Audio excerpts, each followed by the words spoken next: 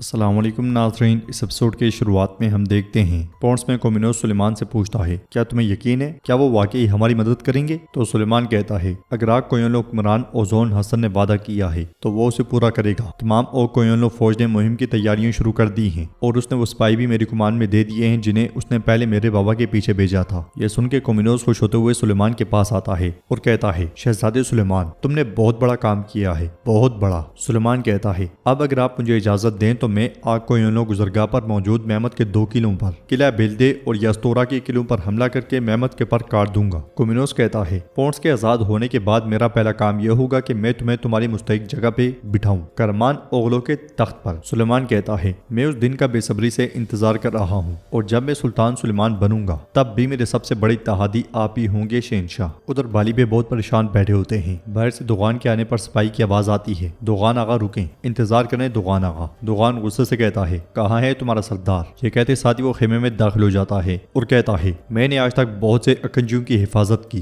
تم نے جان و مال سونپا، میں نے تمہاری جان و مال کی حفاظت کی، اور جب تم نے غداری کی تمہاری پیٹ پیچھے حفاظت کی، لیکن تم میرے ایک بھائی کی حفاظت نہ کر سکے بالی، تم میرے شاہان کی حفاظت نہیں کر سکے بالی۔ بالی بھی کہتے ہیں اللہ تمہیں صبر عطا فرمائے دوغان آغا، لیکن معاملہ ویسا نہیں ہے جیسا تم سمجھتے ہو۔ دوغان چلاتے ہوئے کہتا ہے یہاں کس معاملے پر بات ہو رہی ہے؟ میرا بھائی مر گیا ہے، میرا بھائی۔ بالی بھی کھڑے ہوتے ہیں اور اس سے کہتے ہیں وہ جنگل میں میرے سامنے آئی، انہوں نے پیچھا کیا تھا، میں نے اسے ایک اکنجی سپاہی کے ساتھ تمہاری طرف واپس بھیجا تھا، لیکن وہ اسے بھی راستے میں چکمہ دے کر واپس آ گئے تھے۔ بالی بے ہاتھ دوغان کی جانب بڑھاتے ہیں تو دوغان ہاتھ جھڑک دیتا ہے اور کہتا ہے تم وہاں اس کی حفاظت نہیں کر سکے، تم نے نہیں کہا کہ یہ دوغان آغا کی امانت ہے، تم نے نہیں کہا کہ یہ دوغان کی واحد خاندانی یادگار ہے، تم نے نہیں کہا بالی بے، تم نے نہیں کہا۔ بالی بے اسے کہتے ہیں میں تمہارا دکھ سمجھتا ہوں دوغان آغا، لیکن جو قسمت میں تھا وہی ہوا ہے، میں جانتا ہوں کہ تمہارا دل جل رہا ہے اور یہ آگ وقت کے ساتھ کوشش سے بھی نہیں بجھے گی، یہ آگ صرف انتقام سے ٹھنڈی ہوگی۔ یہ کہتے ساتھ ہی بالی بھی اسے گلے لگا لیتے ہیں اور پھر اس سے کہتے ہیں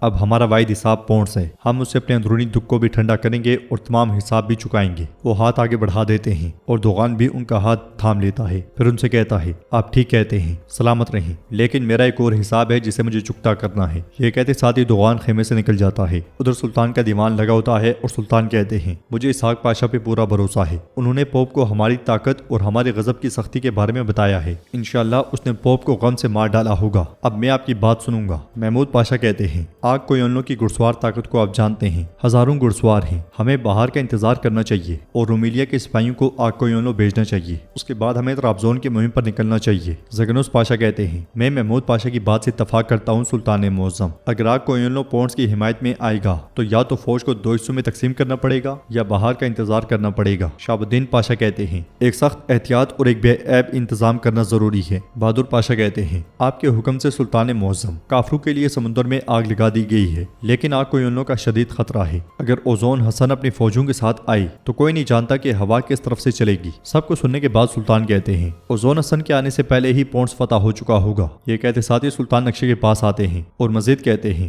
آگ کوئنلو کا اثر کوئل حصار کے سامنے ختم ہو جاتا ہے، کوئل حصار اور طرابزون کے درمیان ہمارے قلعے، اگر قلعہ عبدلے اور یستورا قلعہ مزاحمت دکھائیں تو اوزون حسن کے آنے سے پہلے ہم طرابزون کو فتح کر چکے ہوں گے۔ باقی الوجرا پہاڑ کا درگاہ سطح مرتفع، اس وجہ سے آس پاس کے قلعوں کی مضبوطی کے لیے اماسیہ سنجاق سردار شہزادے باعزت کو ایک خصوصی پیغام بھیجا جائے گا، ہر کوئی اپنی تیاری کرے۔ بہادر پاشا تم بھی بحری بیڑے کے سربراہ کے طور پہ واپس جاؤ اور اپنا فرض سنبھالو، کیونکہ جب ہماری فوجیں ماشکا کی چوٹیوں سے اتریں گی تو پونس 2 آگ کے درمیان ہوگا، اب آپ جا سکتے ہیں۔ یہ سنتے ساتھ ہی سب چلے جاتے ہیں۔ ادھر ہم دیکھتے ہیں کہ ولاد سویا ہوتا ہے، اس لیے میں دوغان اس کے خیمے میں داخل ہوتا ہے اور خاموشی سے آگے بڑھتا جاتا ہے، مگر ولاد کی آنکھ کھل جاتی ہے، وہ خنجر اٹھانے ہی لگتا ہے کہ دوغان اس سے پہلے اس کا خنجر اٹھا لیتا ہے اور کہتا ہے ولاد ذرا رکو رکو۔ ولاد پوچھتا ہے دوغان آغا خیر ہے، تم اندر کیسے آئی؟ دوغان کہتا ہے جیسا کہ میں سایہ بن گیا، ایک خیال بن گیا۔ ولاد پوچھتا ہے تمہیں کیا چاہیے؟ تو دوغان کہتا ہے میں اس زنل کے معاملے کو ہمیشہ کے لیے بند کرنے آیا ہوں۔ جواباً ولاد کہتا ہے وہ معاملہ سلطان کی موجودگی میں بند ہو گیا تھا۔ دوغان کہتا ہے اپنے دستے کا مسئلہ اس کا آغا شروع کرتا ہے اور آغا ہی بند کرتا ہے، جانشینیوں کا خنجر غداری کے سینے میں پیوست کرنے کے لیے تیز کیا جاتا ہے، چولہے کی آگ سے، چولہے کی روح سے۔ افسوس کہ ہمارا خنجر کسی کھدرے پتھر پر لگا اور زنگ آلود ہو گیا،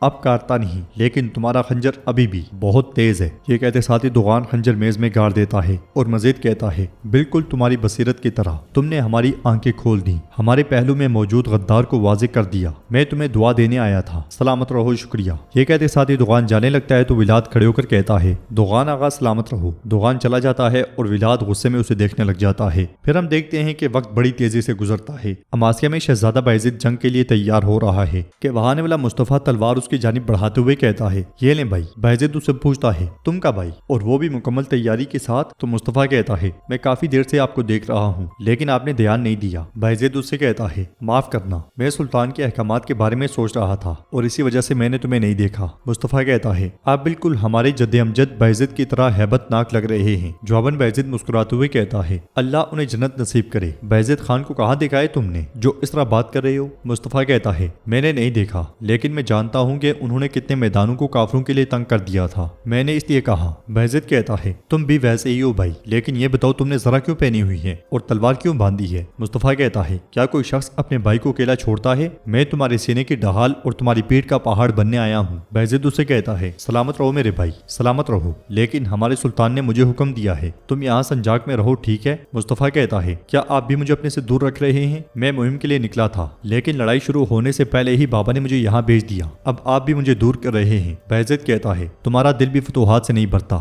مجھے بتاؤ کہ کیا اسفندیار اغلو قلعے میں داخل ہونے والا میں تھا؟ مصطفیٰ کہتا ہے میں ہمیشہ سے خواب دیکھتا تھا، ہم کندھے سے کندھا ملا کر ایک جنگ میں بھی نہیں جا سکے، مجھے اس ویرانے میں اکیلا نہ چھوڑیں، مجھے بھی آنے دیں بھائی۔ یہ سنتے ساتھ ہی بایزید مسکرا دیتا ہے۔ پونٹس قلعے کی بلندی پر کومینوس سلیمان اور اپنے ساتھیوں کے ساتھ آگے بڑھ رہا ہے۔ سمندر سے بہادر پاشا ان پہ گولے برسا دیتا ہے جس کی وجہ سے کومینوس لڑکھڑا جاتا ہے۔ پھر آگے بڑھتے ہوئے ساری صورتحال کو دیکھتا ہے۔ عثمانی بحریہ مسلسل ان پہ گولے برسا رہی ہوتی ہے، اندر بھی سپاہیوں کی دوڑیں لگی ہوتی ہیں۔ کومینوس کہتا ہے تم دیکھ رہے ہو کہ ہم کتنی مشکل صورتحال میں ہیں، کئی دنوں سے ایک پل کے لیے بھی توپوں کی فائرنگ نہیں رکی۔ ادھر بہادر پاشا کہتا ہے پھینکا ہوا ہر گولہ پونٹس میں ایک کافر کے دل کو لگتا ہے، ہمارے سلطان اور فوج بھی جلدی یہاں ہوں گے، جب تک پونٹس کی دیواروں پر ہمارے 3 حلال والے جھنڈے نہیں لہراتے تب تک رکنا نہیں ہے۔ اے سمندر کے بہادروں، اے بحریہ کے شیروں، رکے نہیں، آگے بڑھیں، اللہ کی عظمت کے لیے لڑو میرے شیروں، لڑو، اللہ اکبر، اللہ اکبر۔ اندر کومینوس سپاہیوں کو دیکھتے ہوئے سلیمان سے کہتا ہے میں تمہیں ایک پوری فوج کے برابر لشکر دے رہا ہوں۔ تو سلیمان اس سے کہتا ہے فکر نہ کیجئے شہنشاہ، ہم پہلے قلعے اور اس کے بعد محمد کو دھول چٹائیں گے۔ کومینوس کہتا ہے سلیمان یہ بات یاد رکھنا، جنگ جہنم ہے اور جنگ میں وہی کامیاب ہوتا ہے جو اپنے خون کو برف بنا لے، اپنی خواہشات کو خود پہ غالب نہ آنے دینا۔ یہ سنتے ساتھ ہی سلیمان آگے بڑھتا ہے اور سپاہیوں سے کہتا ہے کیا تم میرا ساتھ دو گے سورماؤ؟ تو ایک سپاہی کہتا ہے شہر کے دروازے پر فوجیں آپ کا انتظار کر رہی ہیں جناب۔ سلیمان کہتا ہے خوب، چلو وقت جنگ کا وقت ہے۔ یہ کہتے ساتھ ہی سلیمان سپاہیوں کے ساتھ آگے بڑھ جاتا ہے۔ اماسیہ قلعے سے بایزید مصطفیٰ کے ساتھ نکل رہا ہوتا ہے۔ مصطفیٰ پوچھتا ہے بھائی پہلا کون سا ہے، بیلدے قلعہ یا یستورا قلعہ؟ بایزید کہتا ہے ہمارے سلطان کا جواب کیا ہوتا مصطفیٰ؟ تو مصطفیٰ کہتا ہے اگر میری داڑھی کے ایک بال کو بھی معلوم ہو جائے کہ میرے دل میں کیا ہے تو میں اسے کاٹ پھینکوں گا۔ سلطان بابا یہی کہتے۔ بایزید مسکرا دیتا ہے اور آگے بڑھتا ہے۔ ادھر ہم دیکھتے ہیں کہ اسفندیار قلعے کے باہر سلطان کی فوج تیار ہوتی ہے۔ ولاد بھی ولاشیا کے سپاہیوں کے ساتھ وہاں موجود ہوتا ہے۔ پاشا، کمانڈر جانسری، اکنجی اور یہاں تک کہ کچھ اور بھی اس لشکر میں شامل ہوتا ہے۔ محافظوں کے بیچوں بیچ سلطان قلعے سے نکلتے ہیں۔ سلطان کو دیکھتے ساتھ ہی سب آداب بجا لاتے ہیں۔ سلطان کا گھوڑا ان کے بالکل عین سامنے آ کھڑا ہوتا ہے اور سلطان کہتے ہیں اے محمد صلی اللہ علیہ وسلم کے شیرو، اے میری بہادر فوج، قسطنطنیہ کی مہم سے ہم سرخرو ہو کر لوٹے، اب وقت ہے طرابزون کا۔